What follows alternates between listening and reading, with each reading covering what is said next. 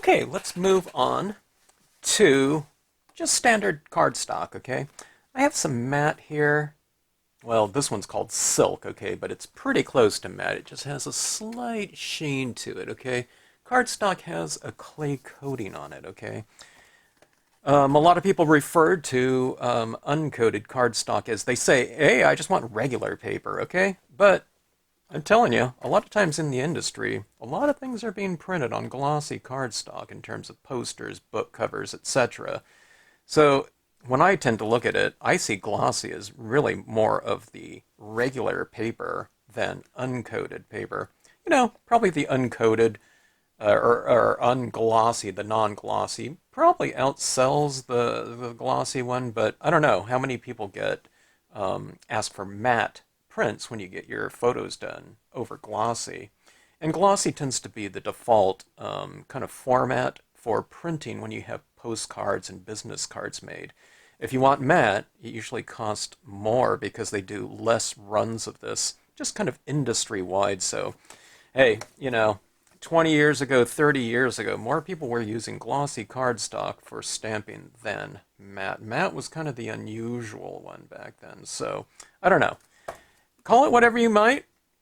We'll call it matte and glossy. Or you can call this one silk weight or kind of dull. This goes by different kind of terms. I like a little bit of a coating on it, you know, but like I said, this is much closer to matte, and as you can see, there's no kind of glossiness to it at all. Maybe there's a slight sheen, okay? But this one will act much the same as matte paper, okay? Now, let's just get started with a scene on this one. I'm going to show you a real easy way to use this. They're all easy, and I'll show you using some of those stamp sketches that we did yesterday, okay? This is where we've kind of stamped out our compositions first, okay? But I'll show you kind of an easy way to approach scene stamping as well, all right? And I'll show you just how fast this can come about. If you use these techniques right here that I'm going to show you, a simple little trick, it's going to be super fast. Okay, now let's just keep it simple, okay? Now, in my workshops, I used to have everyone just do their first scene in a range of blues. I don't know, I tried it different ways over the years, and I had just people pick out any kind of color scheme.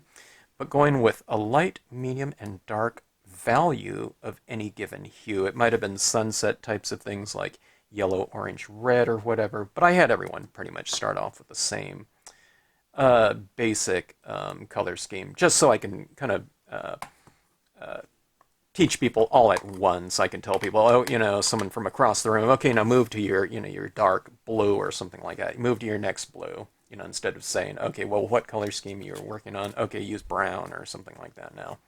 Okay, so when we're talking about a sky figure, all right, you can stamp out your sky figures in whatever color you want from a given color scheme. I could even stamp that moon out in black. Like if I wanted more contrast, like say if I'm doing a Halloween scene and I want that moon to look a little bit more kind of formidable and maybe even ominous, then you would stamp it in something like a darker tone, maybe a black or something like that, or would a really deep dark purple be interesting? Okay, but that being said, if you want something really light and airy, you can stamp out sky figures in something like a baby blue, powder blue like that, or something of that sort. But the thing about it is when you stamp out your sky figures in a lighter value of a given hue, when you go in to blend all these other colors over the top of it, if you do want to use that, right?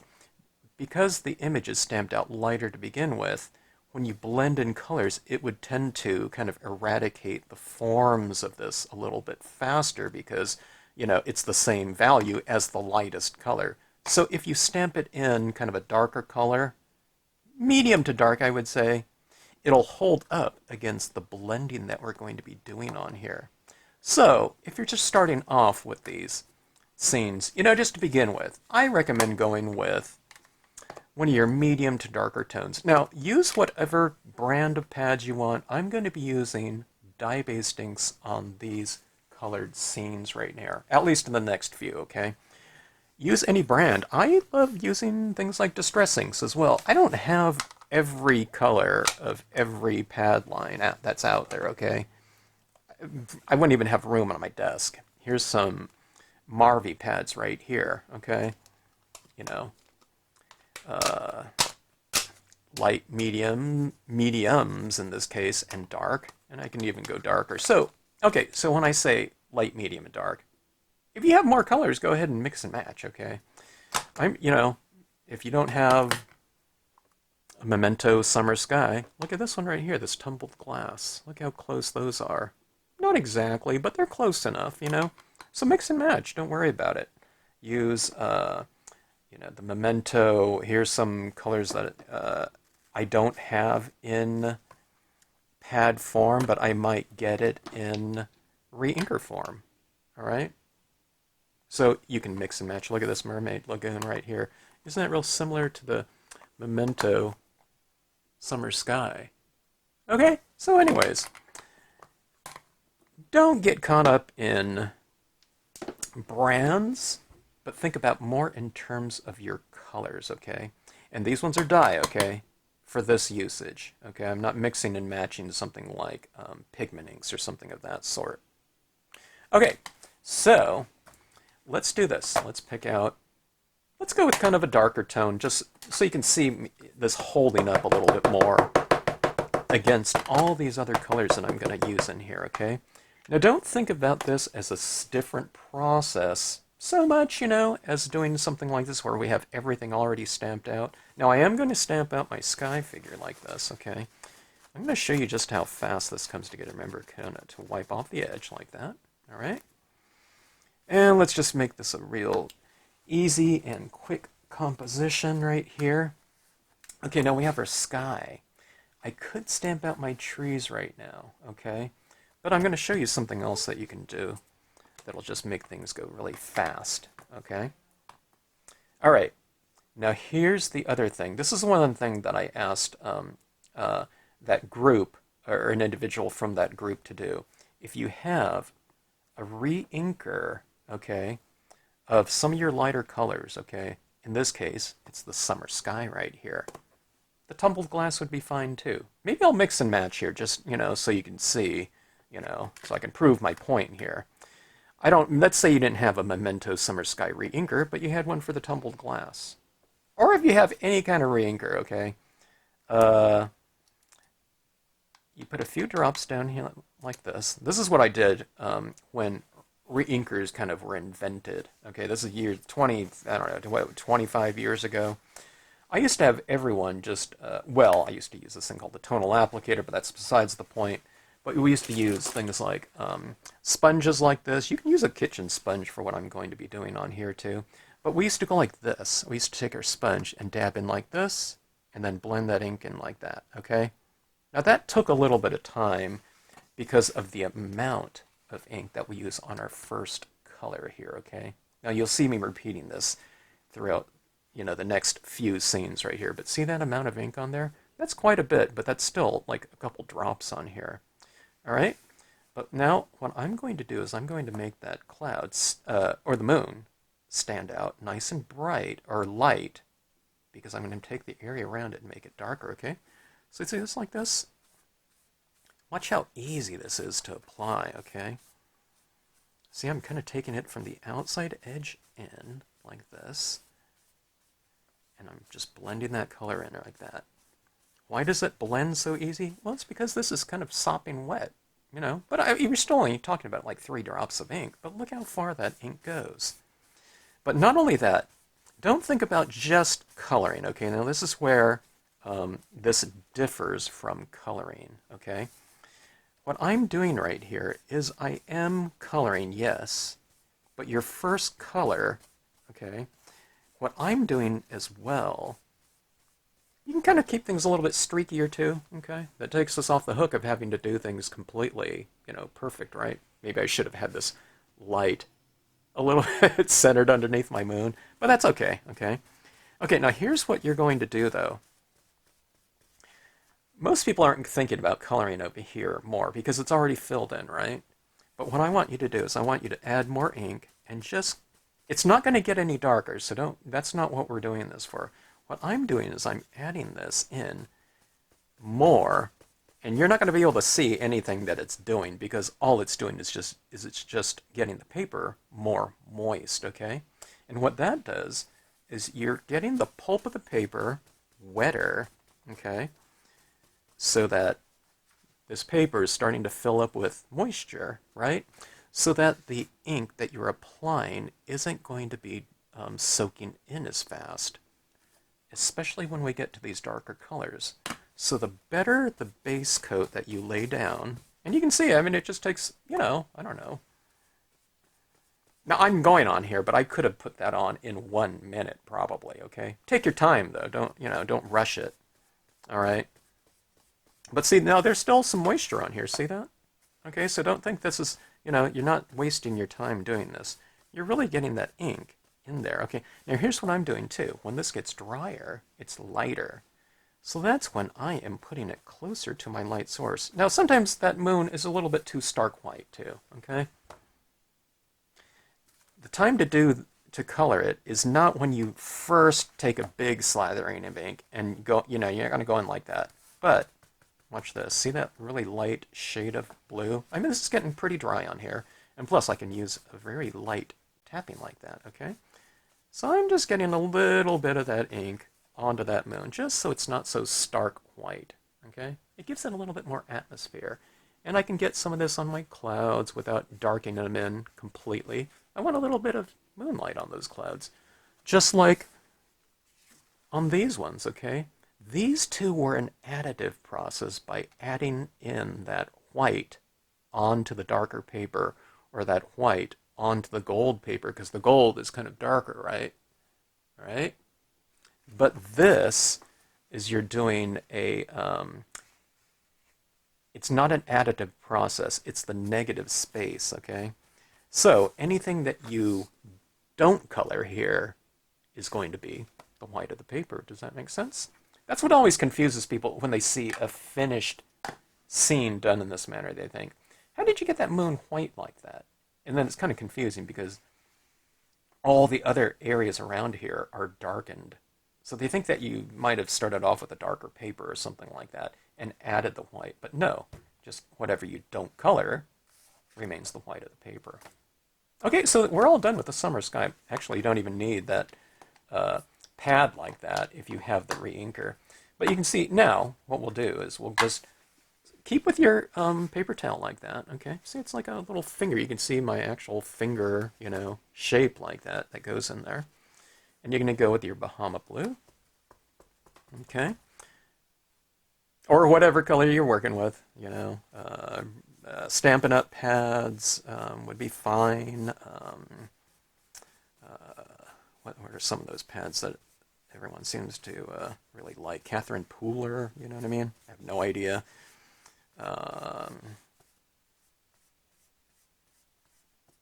Memento, Distress, any number of ones. Who has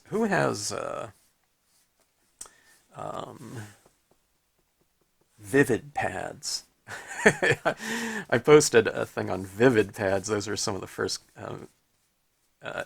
colors from ClearSnap that were discontinued probably, I don't know, 25 years ago. But someone told me when I brought that up, I said, hey, I still have some of those pads, and they are still wet, back when. Now, if my paper is starting to shred a little bit because I'm starting off the page, see, and I'm coming up like that, so I am catching the edge of this a little bit. But see this right here? Now, here's what you do. Kind of leave a little bit of space here, too. Now, see this? See, there's my light kind of being defined there a little bit more, right? And see, it doesn't, when you're going with the darker color, maybe don't go in quite as far as you did with the previous color. I mean, you could. Just be careful about it. Don't eradicate the lighting that you've established with your first color. Okay, that's one of the biggest things. Sometimes when people start doing this, they go in with their darker colors, and they just color everything in the same way they did it with, you know, the lightest of color, okay? When you get into the darker tones, you kind of become a little bit more perimeter oriented, and that's how you get that kind of that nice vignette type of thing, because you didn't take those darker colors all the way into the center. Okay, so it's the same concept right here, okay? Here's the one with the gold. See the darker perimeter like that? All right. So now when do you know to move on to your next color? Well, see, I'm taking this and when I don't think that's getting any darker, you know, with each application. You know, these inks, I mean, it'll only get as dark as this ink, okay, is what it is. So, I mean, if it's just not getting any darker, using that existing color, then move on to your next color. This is really getting shredded right here. Okay. So maybe here's your quick tool change here. All right, you just go like that, or whatever. And you go like that. All right. I don't like to change if I don't have to, because I like having the previous color on there already. You know, because it kind of creates a little bit of a hybrid between one color and the next one, because the previous color is in there. Okay, so it kind of creates this nice, easy transition. Okay, so here we go like this. Don't worry, I haven't forgot about my other images that I'm going to be using on here. Okay, now the darker color, use a lighter touch now, okay? We don't want to get these, you know, a big, harsh mark like that. So the darker you go, just kind of use a lighter touch. And remember to use your good technique about kind of just staying in an area and blending that out like that, okay? Now, I'm used to working on glossy cardstock, so this is absorbing my ink faster, okay? But I can still control it just by using a lighter touch.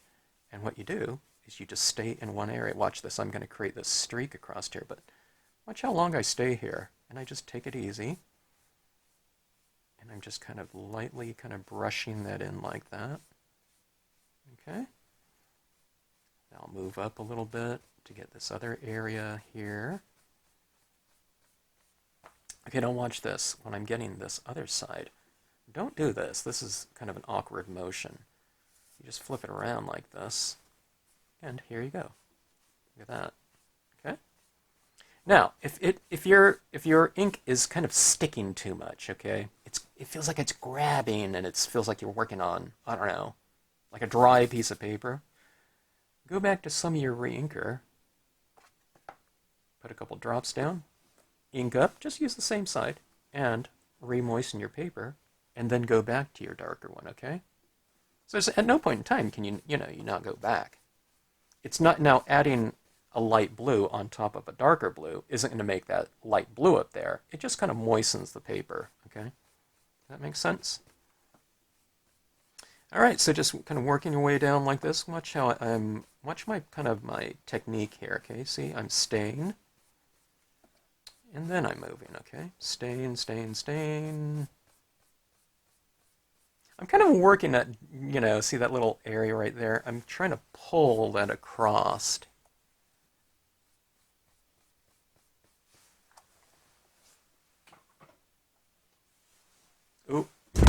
Oops. I'm sorry.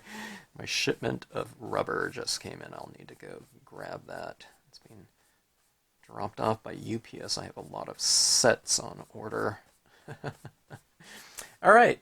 So there we go like that, okay? Now we can refine this and we can add more. Sometimes I go back and I add black, or something like that. I don't think I'll do it on this one. But there we go like that, okay? You might get a little bit of crumbs, you know what I mean? I'm getting tears and things like that too. Just brush it off or something like that. Or if you get a little bit of a, I'm trying to get, let me see if I can do bad technique right here, okay? I'm going to go like that. All right, I mean, that doesn't look too bad right there. But remember how I moisten my paper? Watch this. Look how easy that is to blend in. And it's because of that base coat color that I laid down. See, when I tried to get, really, horrific type of mark on there, the bulk of the pulp of the paper is a little bit saturated. So that ink is sitting on the top of the surface, and it allows me to blend it out. Does that make sense? But if your paper is dry, like here, let's go like this on this, just piece of copy paper to make a point. This is copy paper. That is not blending out because it has been absorbed into the paper. So do you see what I mean about that base coat? And kind of getting everything established, which makes all these other colors so much easier to blend in and to, even on, this is, like I said, this is silk coated or whatever, but it's basically matte, You can see it doesn't have too much shine to it at all, right? A little bit, but for the most part, it's easy to blend in. Okay, now let's address this with some images now, okay?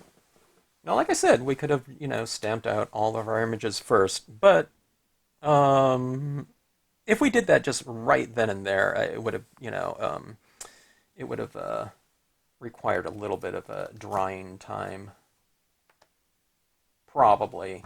All right, now we have our choice right here. Should we go for some really dark black imagery? Something like the pigment ink like that. Brilliance would be fine too. Dye-based ink, black would be fine. Well, let's do it a couple different ways. Okay, let's just go with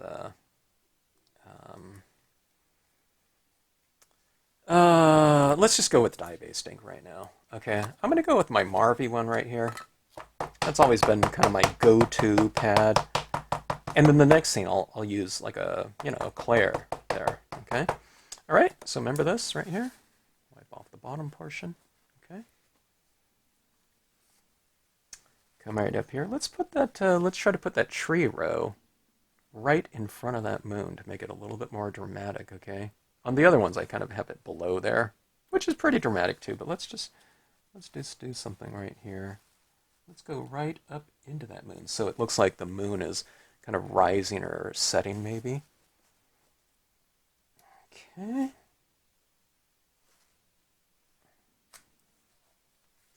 See that right there?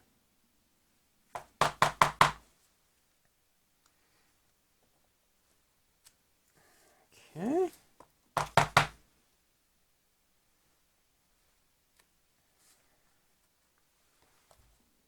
It really all comes together when you get that imagery over the top of it, doesn't it? This is a fun way to do it, It's to get those backgrounds first. It's a little bit, it's in the spirit of kind of photo stamping. You have an existing background, and you're just configuring your imagery over the top of it, all right? And there's all kinds of different things you can do, but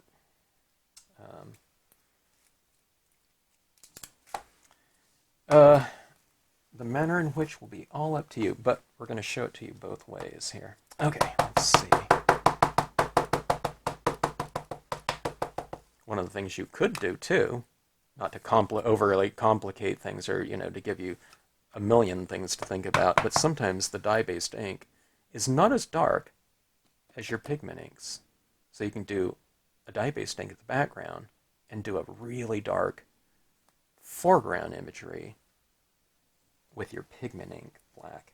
Pigment inks are, they sit on the surface more than dye-based ink. Dye-based inks kind of work by staining a surface, okay? And, they're thinner, of course, so they absorb into the surface more than a pigment ink would, okay?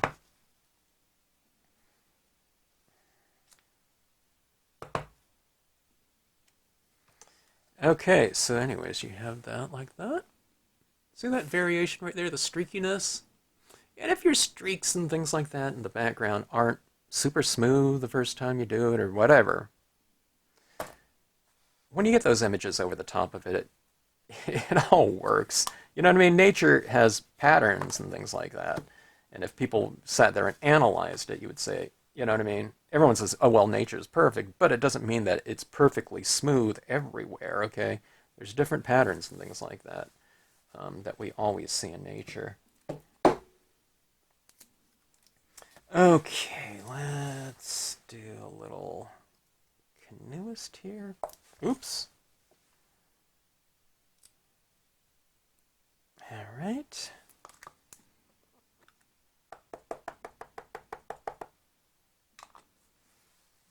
Okay. Got it. We need something up top there.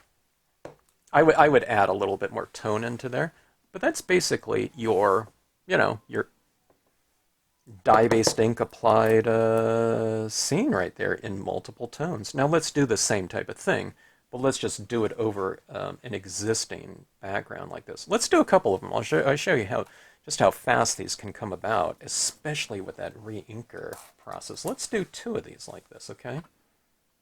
That other one will be just like this. Now what are we going to do? We're going to avoid the moons right here, and we'll avoid that moon right there. I tell you what, let's do 3 scenes right here. I'll see if I can do these really fast, okay? Now this one right here I wanted to do just because I don't have any sky figures in here, so we'll show you how to create kind of sky atmosphere without the use of imagery, just by the utilization of the absence of color in some areas. In other words, we have those like streaky looks like that where we didn't go in and color in this whole body of water. Looks great up in the sky, looks great for reflections down here too. All right, so this is going to be a lot of fun right here. I'm into any kind of challenge and doing like a speed stamping or speed coloring in this case type of process right here. Let's go with that tumbled glass again. Oh, maybe I'll try something with the mermaid lagoon too. So in other words, just a couple different values of blue. I'm going to put a little bit more ink here than I would need for one scene, just because I'm going to be doing it in 3. Okay. All right. No use to toss out my applicator here. Look at this applicator here. It looks like tie-dye. Just fold it and get a good portion right here. Get a good kind of surface light here, about like so. Don't have any creases in it if you can avoid it. Mop that up just like a paper towel is designed to do, right? Paper towels are designed to sop up, right? But they can also transfer. That's one of the things that's really great about it. Any kind of applicator you get, you want it to have an absorbency to it so that you can grab media off of it. Okay, this one's pretty easy one right here, right? Now we already have all of our imagery on here. Okay. Go like that. Okay.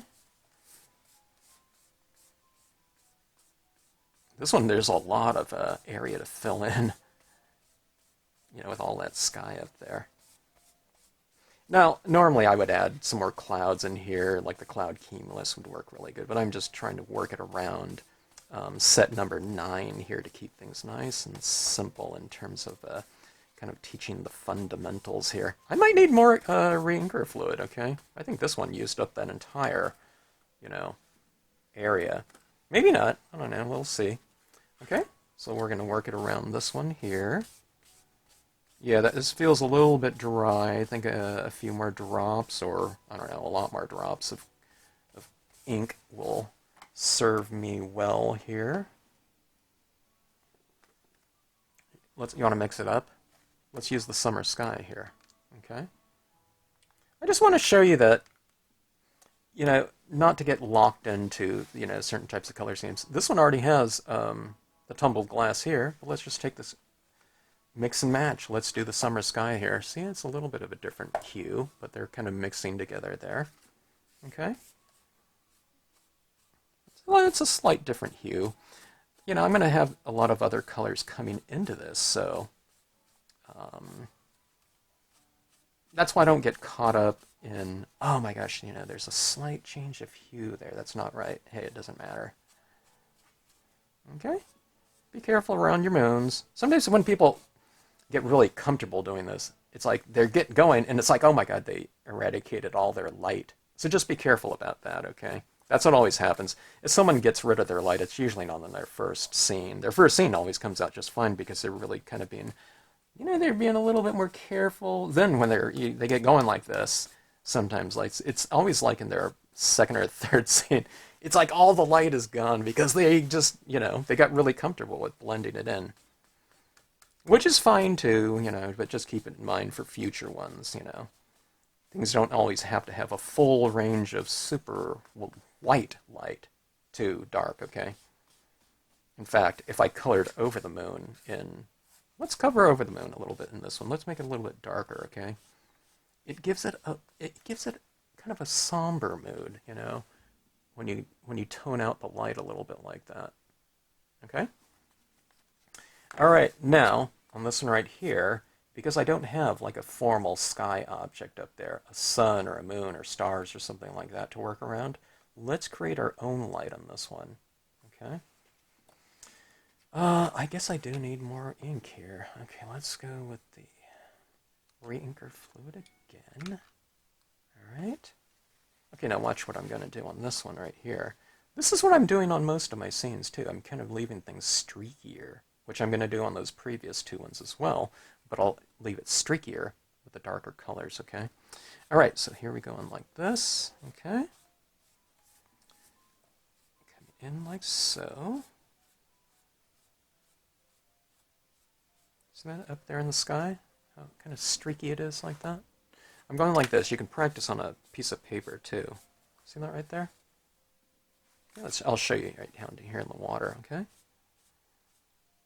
I'm not like perfectly targeted. I think this is blurring. I don't know. I am smearing some of my black there, okay? It's happening on mine. It's because there's so much ink on here, okay? But I don't worry about that, okay? It's going to get a lot darker. See, it's coming off my trees, okay? Oops. This is my Bahama blue. Well, that's okay. I'm going to use that in there anyways.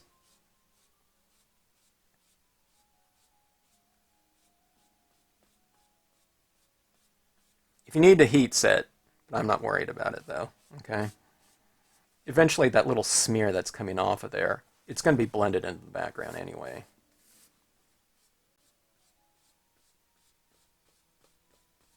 Okay, let's go on to the next color now too.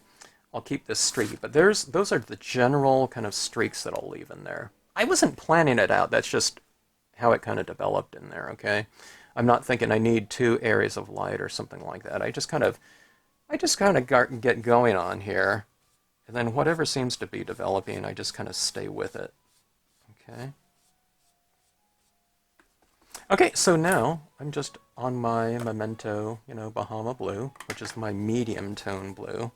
Now, the one thing that I wouldn't recommend you all, when you're doing this, you have 3 things going on at the same time. I'm just doing it just for a, point of fact that, these can all come about fairly quickly, okay? See that right up there? Retain that area of light, but kind of keep it like it's like in a sweeping motion, okay? But here it is like this. What happens is a lot of times people go like this, so it's like really dark and then light like that. They don't go with that kind of, that motion right there where it's a little bit more streaked across, okay? So kind of work on that as you work through this first one, especially, or whatever the second one it is, okay? Kind of just keep pulling it like that. Okay.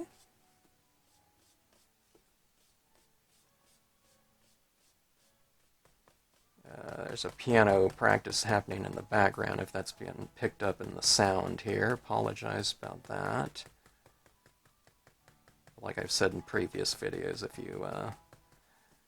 if your son is practicing the piano, you don't go out there and tell him, hey, can you not practice? I'm making a video. You're just kind of glad that you don't have to ask them to practice. And I usually don't, I'm not going to stop making my video. He has practicing to do, I've got stamping to do. Okay, but see this right here? Kind of adding it on the perimeter like that. Remember that vignette, okay? So you can streak and you can tap too, like this. Tapping sometimes it builds up the color a little bit more. Sometimes when when this starts getting pretty loaded up with ink right in here, sometimes if I wipe, it's almost like you feel like you're wiping ink off the page, mostly with the glossier cardstock and, working with some of the thicker inks like Memento and Distress are kind of thicker. Marvies are a little bit less, they're thinner inks, so they absorb into the paper a little bit more. But just get a feel for it. Kind of get a feel for the viscosity of your pads. If your pads are really super juicy, you're going to go like that, and you're going to have a lot of ink on it, okay? Mine are kind of, I usually like to leave my pads, except for my lightest one, kind of medium wetness, dampness, or whatever. Okay, here we go here. Okay, now I'm not done with this one. I still have that darker color to go, but you see, we're creating light, without kind of a formal light sky figure. Okay? All right, let's get into these other ones. Let's keep going here. I might take my re-inker, my medium re-inker. Actually, my pad here looks pretty juicy. See how fast that's kind of adding right in there? Look at, I'm done with a quarter of this page, card so far. And that took like a few seconds, right? Okay? See that? How fast that goes? But it's that first color that's really allowing me to really, blend it out like that. So don't take that first one for granted. A lot of times people see, now this is what happens. When they see the final product or final scene, they see dark colors. And even though I might say, okay, these are the colors that I used on here, light blue, medium blue, darker blue. The tendency is because people don't see a lot of the light blue on here anymore, they think that light blue has been used only right here and not over here, okay? They don't see it as being used underneath the whole thing, okay? So that's where it becomes a little bit more of a precarious process, because when they're going with a much darker color on a very dry piece of paper, they're thinking, oh my god, this isn't blending at all. This is really hard. Okay? They don't see it as the lighter colors as a base coat underneath all these other colors, allowing us to really... Here, let me try to do a horrific looking, application here like that. Okay? See that right there? But look at this, though. Remember, this is, pretty absorbent matte paper. Okay? It is a cardstock. It's not copy paper or something like that. But look how much I can blend that in. I can do like that right there. But look at that. See that like that? It just blends right in easily. So what I do is I make the job easy for myself. People say, oh my god, you make it look so easy. Well, that's because I use an easy methodology. I wet my card so that it doesn't become a hard process. But people want to make the process harder for themselves by jumping in to the darkest colors too fast. And then what happens is it doesn't look as rich because you don't have those base layers, transparent layers built up. So it doesn't have the glow, and it becomes a little bit more precarious, or a lot more precarious, adding those colors down there. So just make things nice and easy, and get that good base coat going down. I'd always recommend kind of a light, in your lighter tones, like yellow, light blue, and maybe a light pink. Those are kind of your primary colors. To have a re-inker in each one of those, because if you add a pastel yellow and a pastel blue, then you have green. You add the blue to the pink, you have purple, and you add the yellow to the pink, and you have orange. So you have all those secondary colors after the primary colors like that. At least, So you can even just have 3 re-inkers. Okay, so that was Bahama Blue. Let's try this right here. Let's see how this works right here. Let's go with this. I think I have a Bahama Blue re-inker, but let's just use a Mermaid Lagoon Distress ink. Just kind of going in that spirit of the mix and match. Okay. All right. Let's go like this. Hey, one paper towel can go a long ways. This is the fourth scene that I'm doing with this paper towel, and I still have a ton more area to go, right? And who doesn't have paper towels, you know? Or, you know, or who doesn't have, you know, paper towels that they can get if they don't have them, okay? All right, so remember? Now I'm going to do that streaky kind of thing in here, okay? On here, too, even with a sky figure, okay? So I'm going like this. I need more ink.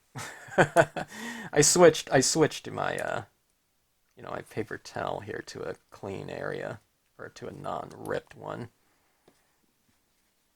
Okay.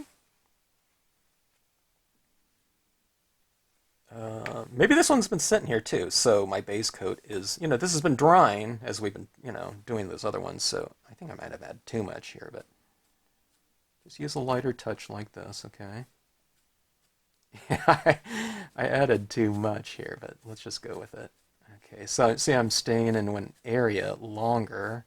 See, I'm not going around here, you know, too much, but I don't know, maybe having a lot of this ink on here, maybe you can see kind of my, you know, touch a little bit more. It's almost, I made this too juicy on here, okay, but, okay, see, I'm being careful not to go over my moon down there. Way too much ink on this one, but this is good because you can see what I'll do with this one. I mean, I could blot this off like that too, but let's just use it. Okay. Now see, what I'm doing is too, as I'm kind of, I'm altering the area that I'm using on here, so maybe one side's a little bit drier, okay, like right here. So you can just kind of, you know, change your angle a little bit. Okay, now I'm getting into more of my inked up area, so you can just kind of play around with that, okay?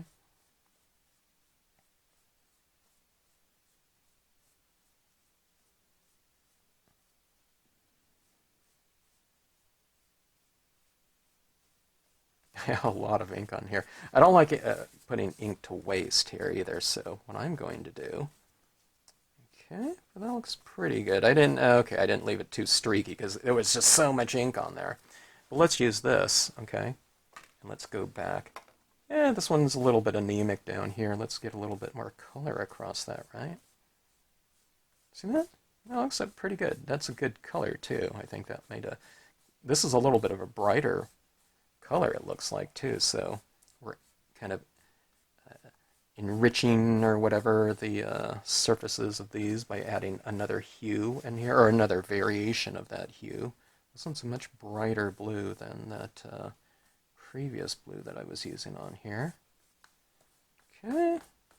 Oh, this is the one that was real smeary looking, okay, with my trees. I don't know why I did that. It's interesting. But see that down there? I mean, I don't see all the smears down here. It's because, you know, if I see a streak going across there and it smeared it with the first color, by the time you get, you know, into these darker colors anyways, it's not going to show up. Now, if I only use that lightest of color to begin with, then yeah, it'll show up there. But if you're working through that range of, you know, hues that we have here, then you don't need to worry about it. Okay, here's that other color again. They still have some on here. See, this is the good thing about paper towels. They transfer, they absorb, but they're also really good at transferring, okay? Some materials out there are kind of being sold as, marketed as ink blending tools. Well, they can do the job, but they're synthetic types of materials that are kind of more geared towards dry media. So synthetics wick moisture, okay, like a difference between a polyester and a cotton type of, you know, garment. One wicks the moisture away from your body, and one absorbs, so like cotton absorbs. Polyesters wick, you know, it gets the moisture away from your body. Okay, so that is the second color on these three right here. It's going along pretty fast, wouldn't you say? Let's go on to the Memento Danube Blue, okay? These are really moist now, okay? So I'm not you know, my first applications with this Danube Blue, unless my Danube Blue is really super juicy, it's probably not going to be applying a whole lot of color. Yeah, you know, I can see the difference there, but it's not a big jump, which doesn't mean that it can't get darker. It's just that I'm starting to kind of get to super saturation in terms of the pulp of this paper in some areas, okay? So it's hard to apply a darker tone in some areas when the paper itself is super saturated, so it's not grabbing that color as fast. But enough where I can get that different tone in there. Can you see the difference between this side and this side? It's subtle, right? From here to here, it looks a little bit more extreme, but that's also because I have some of those colors, you know, these ones right here, in here. So when I dab in like that, it's a little bit of mixture between that one and the previous ones. But it's also from that, you know, that super saturation aspect. Sometimes you have to dab like this to build up color, because when you do this, you're kind of wiping it off, okay? Adjust your strokes, maybe shorter strokes like this, lighter. Now don't do this here either. Oh, I can't see anything. Boom, you know, or something like that. Do it through repetition more than kind of pressure, okay? That's what happens. People can't see it, so they think they need to tap harder, and then they get this harsh mark, and then they have to blend it out. Better just to build it up like this. And it's just something you got to get used to. But I mean, you'll get used to it in, like, you know, 20 minutes or something like that, or 15 minutes, okay? People are used to getting a given color, stamping something out in that blue, or using a pen or a marker and doing a mark, and that's that color. They're not used to going through a lighter version, darker, darker, darker version like that, okay? But that is really getting a lot of mileage out of all of your inks by being able to achieve lighter versions of any color that you're working with, any value that you're working with. Okay, now this is the color that we've stamped out our moons in right here, so this is going to be the color that's going to really incorporate that image into the surrounding area, okay? It's stamped out in that blue, so you're bringing this blue around it, okay? Does that make sense? That it'll be the one to kind of blend everything in? It'll stand out until you get to it. If I stamped out that moon in black, I would be going through these lighter tone blues and darker tone blues, but when I finally get to the black, that's when that would start to blend in, if it was stamped in black, okay? So don't worry about something kind of standing out too much. You have to get to that color that it was stamped in order for it to kind of blend in, okay? All right. Can you see that right there in four corners? Kind of darker, you know, nice darker framed off vignette right here. This will look really good with some additional black too. I'll show you what that looks like. All right, so there's that one right there. I don't even remember which ones. I think this one was where we stamped the imagery first, right, from the other day. Okay, here is our last one right here. Okay, gonna leave it a little bit streakier maybe. Four corners like this. This one's really kind of coming together. It's because there's just so much space on the outside. We really needed to incorporate some of this color into that area. There's a lot of blank area in here.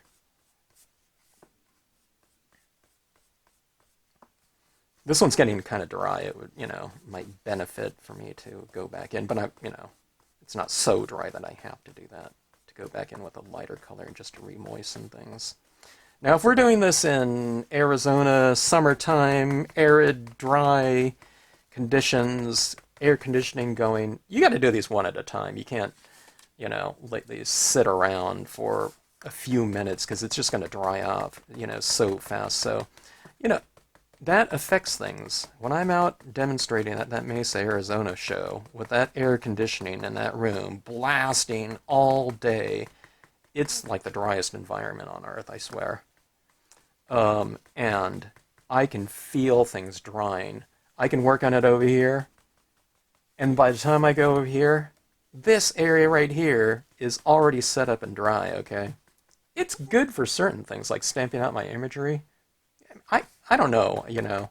I'm sure you got to heat set some things out there, but even pigment inks on glossy cardstock dry in just a couple hours. It's so fast.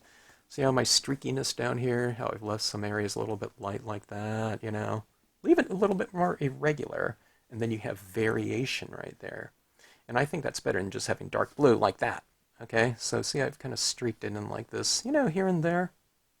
All right, so those are 3 different scenes, you know, inked up pretty fast, and it goes, you know, pretty fast when you have those re-inkers, when you employ your re-inkers in any kind of lighter color scheme like that, okay?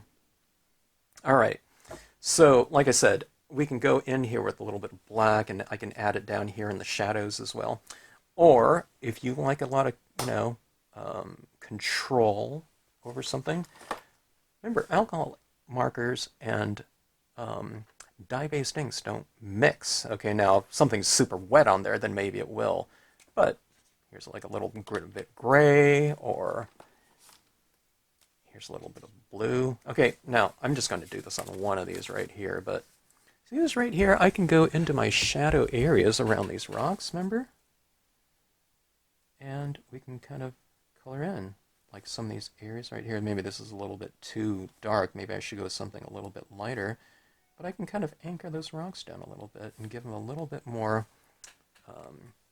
mass and volume and opacity by taking some areas in here. And on the bottom side of the rocks, or on some of these rocks, or in the shadow areas of the rocks, I can add that down like that. This is a dark gray, but then you can go, remember, you can go underneath your blender pen. This is a really super light blue, okay? And I'm just going to blend that out like that. And it blends on this paper just fine, okay? So you can blend those colors out if it gets a little bit too harsh with your darker or medium tone alcohol markers, okay? Little shadow down here in the base of the canoeist or something like that. I don't know if you can even see what I did there, you know, in terms of the coloring in there.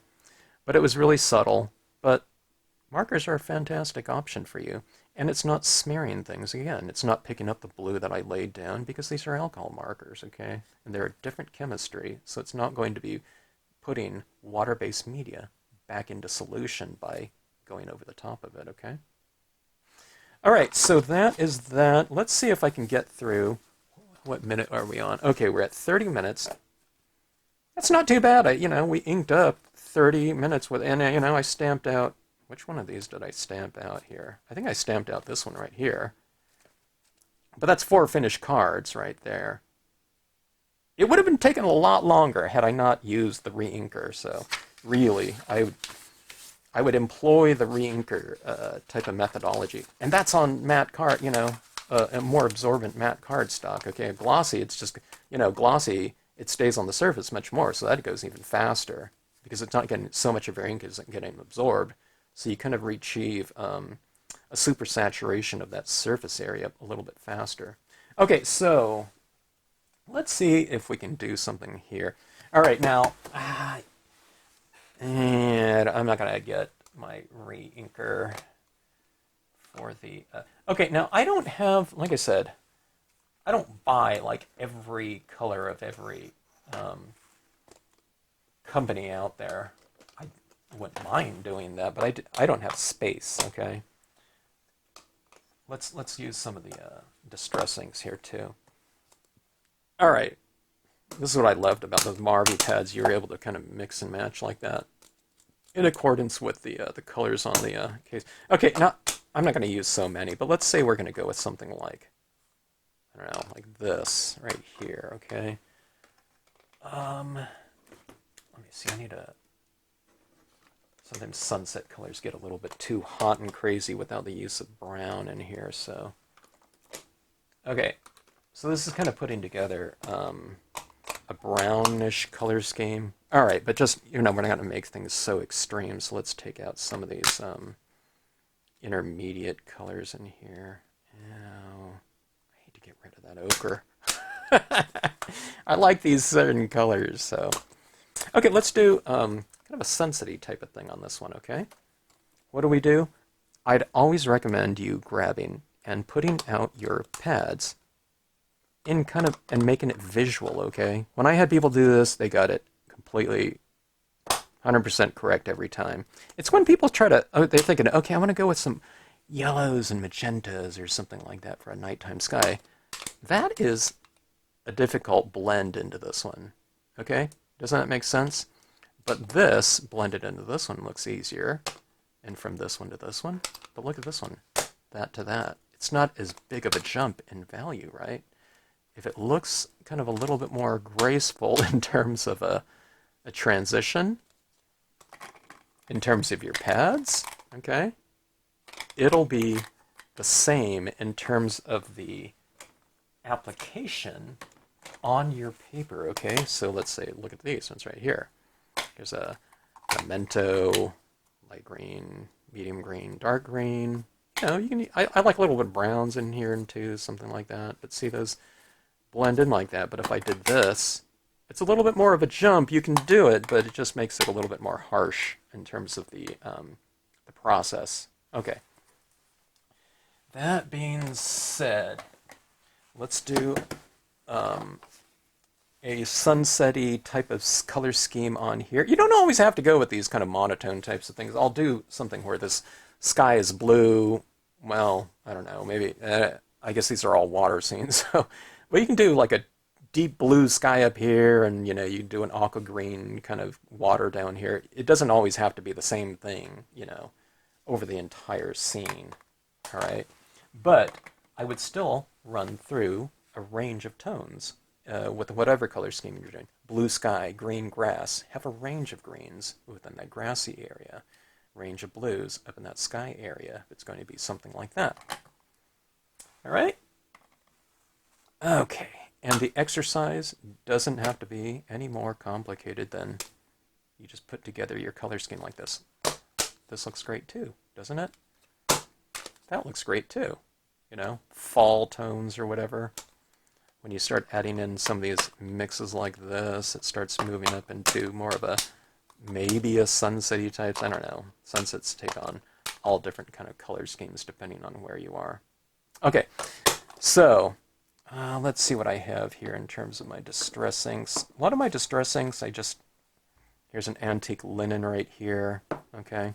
This is going to be lighter than all these other inks, so let's just use this one as my base layer ink. I happen to have the antique linen in pad form right here, but I really use the re-inker a lot more than I do the pad. I probably don't even need to re-ink my pad, because I hardly ever would stamp out anything in antique linen because it is so light. So why not just get the, you know, the bottle of it, is what I say, because if I'm just going to be using it to color, I don't need the pad. Yeah, the pad's kind of convenient sometimes to dip something into and to color on, but those lightest colors, I don't even need that. Okay, so there we have that like this. I'm still using my blue paper towel here, but we'll see if I can get this. I have a lot of surface area up here, so all right. Doing this, I think I'm going to need some more of that antique linen.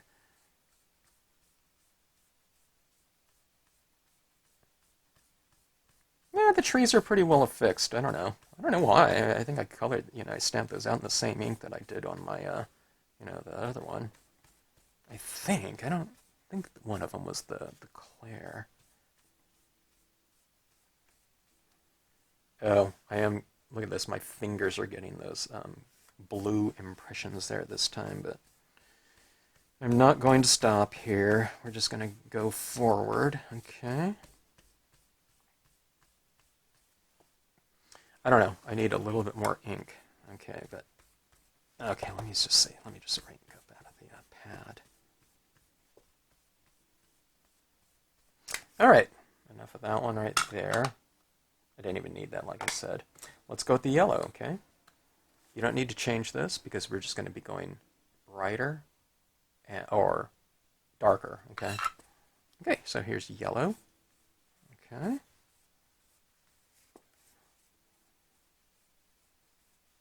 this pad is really juicy, I can tell, so what I can do is I can use a lighter touch. See this right here? When you go like this, I mean, you can go like that, right? But you can also go that. You just use less pressure, okay? So maybe every time you ink up, maybe just use a lighter pressure to begin with. It depends how wet your pads are. If they're really kind of dry, then, you know, you need to put a little bit more, you need to stay in an area a little bit longer, and maybe use a little bit more pressure, but just get a feel for that, okay? It's going to be different for everyone's pads. It's not brand, necessarily, but it's just how wet your pads are too. Okay? Now remember, we're also working on, you know, this matte cardstock, so we'll do some things on glossy too. Boy, look at that yellow or orange right there. Look at that deep kind of glow that we're establishing. You wouldn't have that type of glow right there if you didn't have the yellow underneath that. This is the orange of what it looks like without it, okay? I mean, it's bright, but it's not as deep, okay? Watch this right here. See this right here? Watch that blend in. See how easy it is to blend in? Don't skip that first kind of base layer type of coating, and you are set in terms of ink application ease, okay? Things will just blend out very easy for you by not skipping, you know, that first step right there. I mean, you can skip some of these colors in here, but look how much brighter that is too. Watch how bright that is right there. But see, if I kind of go over it a little bit, I'm kind of removing some of it. But that's just to say that that ink is kind of really sitting on the surface of the paper really nicely. Sometimes I want to give a, you know, a thicker coating, but it's not applying because I've achieved that super saturation. But that's the trade-off, you know. It sometimes doesn't apply. But if you use a kind of a lighter coat where you're not kind of rubbing into it as hard, you know, it stays on there a little bit more. Or you can start dabbing, you know, where you want to build it up to, because you're building up little kind of beads of that color on the surface of, as opposed to kind of wiping it off. Okay, that is that. Now Marbies, they work really well because they're thinner inks, so they can penetrate that first color, you know, the antique linen. It can penetrate the thicker inks used as a base layer. But that being said, just, you know, do things accordingly. Marvy inks are really super saturated as well. I don't have any affiliation with them, but just by and large, they're the brightest colors out there. Okay, this is brown right here. The walnut stain would be a great one in sunset colors as well. I'd always recommend running your brownish tones within these colors right here, because sometimes it gets too kind of hot and loud without kind of a brown to kind of mellow out those colors a little bit. Same thing with grass. Sometimes I'm doing variations of grass, and I always like to have my brown amongst the greens if it's like a, you know, spring grass and not like a, you know, summertime grass in California, you know, where everything's, the hills are all dry. Okay, so that was the brown there. Let's go with the red. That looks really super bright, doesn't it? Oh my gosh, look at that. Look at that hot brightness there. I just realized I zoomed in that whole time. I hope I haven't been working off screen that whole time. If I did, I apologize. I don't remember. What did I zoom in for?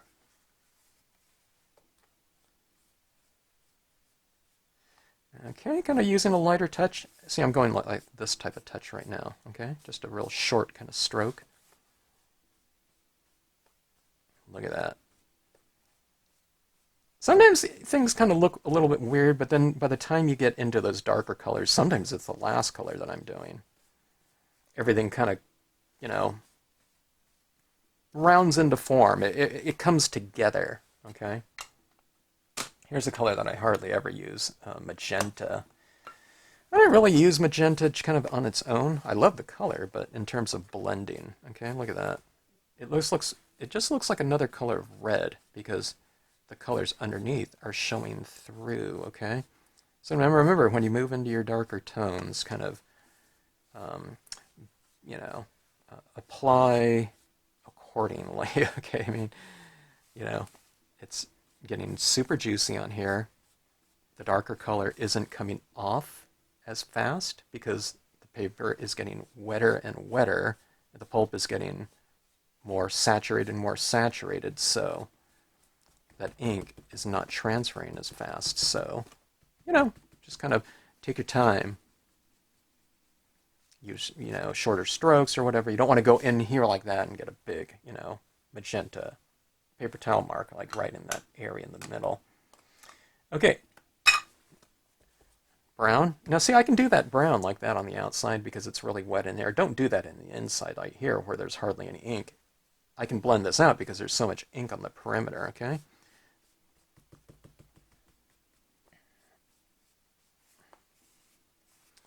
Here's the brown. Now, if you're just not getting any more of an application, you could heat set it a little bit, but don't heat set too much.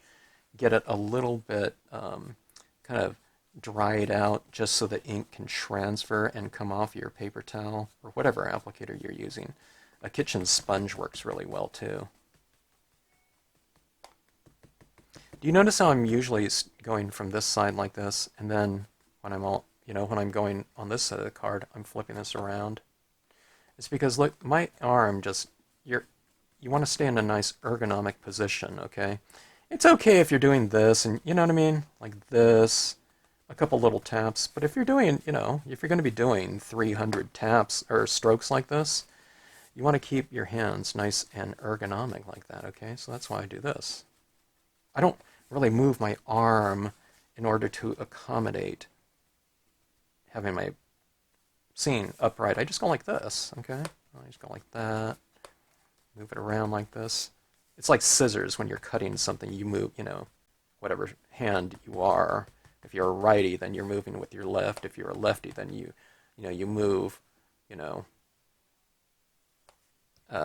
that piece around with your right, okay? All right, so see that? See that nice glow building up in there? It's kind of a nice mellow type of transitioning hue. You can go with purples out there. You can get a little black around there too, but there's your color scheme like that. I don't remember. Did I use every one of those colors? I don't know.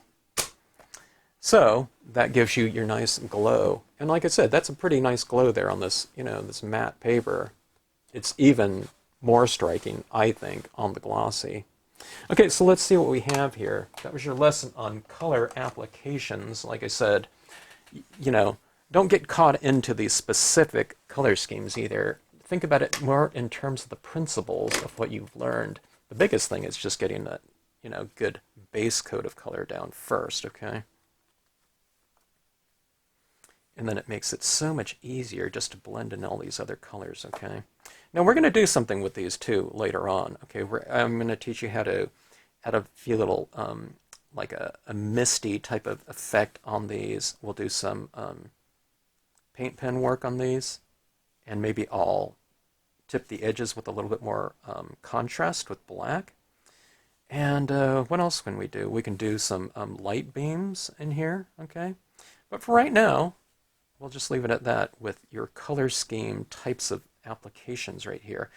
Don't expect your scene, like a blue tone scene like this, to look like this after one color, okay? That one color is not going to get those darker colors like that. But sometimes, when people see the end result, they're going to that first color and they put on one color and they're thinking, wait a minute, it doesn't look like that.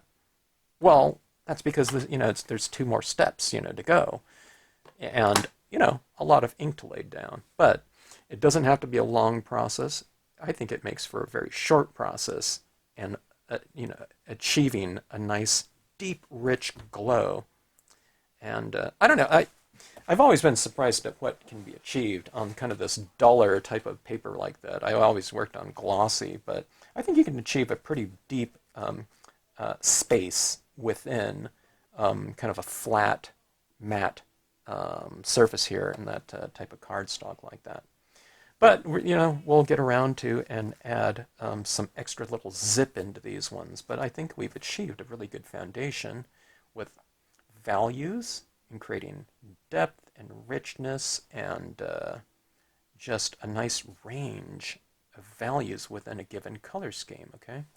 So, I don't know, it's just really fun stuff, and it makes it so much easier to use those re-inker fluids. It just, I don't know, it expedites the process so much, and you can really feel it. It's a visual thing, but it's also a feel thing when you're applying colors like that, It either feels like really, really smooth and slick and, I don't know, very user-friendly, or it can be kind of, it can feel like sandpaper too, if the paper isn't kind of coated and, I don't know, somewhat lubricated with those base layers of color. At least in this process right here, okay? This is one type of dye-based ink look. There's many different types, but this is one that I've come to start, that I've come to use over the years because I like the amount of ink on there and the amount of glowing saturation. And then when you spray seal these two, if you have some Krylon, crystal clear or something like that, or polyurethane or whatnot, these get even richer and deep in terms of the finished look with those sprays because it saturates and it's kind of like staining wood or something like that. When you put that stain over it, you can see the depth of the grain. Well, these are transparent colors here, so those base layer colors, I think, glow even more so when you spray seal. Okay? All right, so that was lesson number, I don't even remember, what is this, E or whatnot in the mini workshop.